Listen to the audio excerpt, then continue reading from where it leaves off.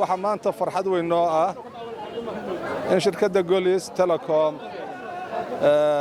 gobolka Sool aan ku daahfuranno barnaamijka la yiraahdo xushmadda xalaasha ah taasoo ah bakhtiyaar nasiib loo dhigayo shirkadda kaasoo ah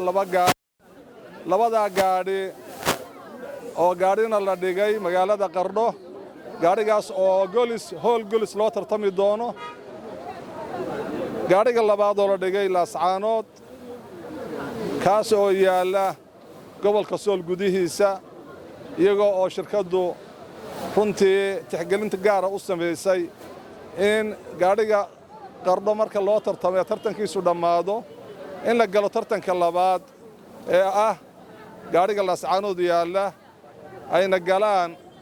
gobolka Sool khaas ahaan taana shirkaddu si gaar ah ay ugu tixgelisay reer Sool si gaar ah inay gaadhiga ugu tartamaan gaadhiga kalena la tartamaan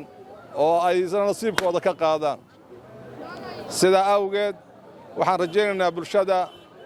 gobolka Sool inay ka faa'iideysato labada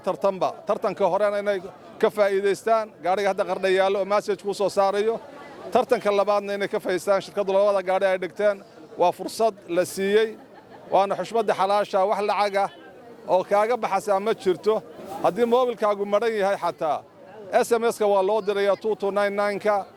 SMS-kana wax kasta aad ku qortid waa u gudbayaa lambarkaagana insha Allah tacaala waa la diiwaan gareynayaa kadibna nasiibkaaga ayaad ka qaadaysaa sida awgeed waxaan rajaynaynaa in insha Allah tacaala laga faa'iideysan doono shirkaddu hadiyad kalena waa dhigi doontaa insha Allah tacaala moobilo iyo laptop ku jiraan hadii Ilaahay idmo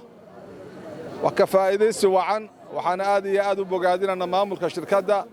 Golis Telecom oo runtii nagu soo sharfay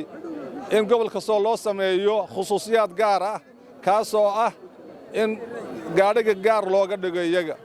gaadhina ay la wadaagaan Golis guud ay la wadaagaan maamulka guud iyo operation-ka guudna waad baan runtii uga mahad celinayaa